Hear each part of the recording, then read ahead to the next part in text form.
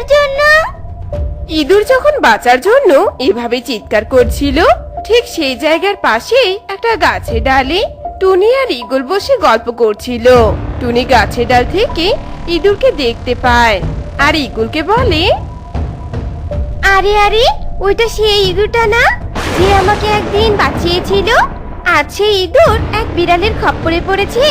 এই যে ইগল দাদা, দেখো দেখো, আমি এতদিন যে ইঁদুরের কথা সবাইকে বলে বেরিয়েছি না, ওই যে ওটা সে ভালো ইঁদুর। কি বলছিস রে টুনি? যে ইঁদুর একদিন আমাদের পাখি জাতির একজনকে বাঁচিয়েছিল, সে আজ বিপদে পড়েছে আর আমরা তা এখানে বসে বসে দেখছি? চল চল, এক্ষুনি ওই ইঁদুরকে বাঁচাতে হবে।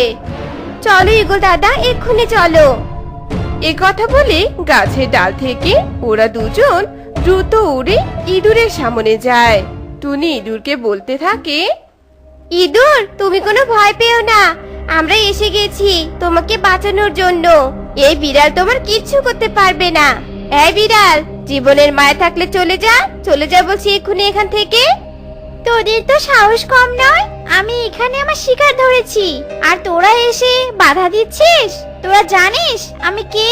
সবাই বলে আমি হলাম বাঘের মাসি। আমার এক থাবায় তোদের চেহারার নকশা পাল্টিয়ে দিব।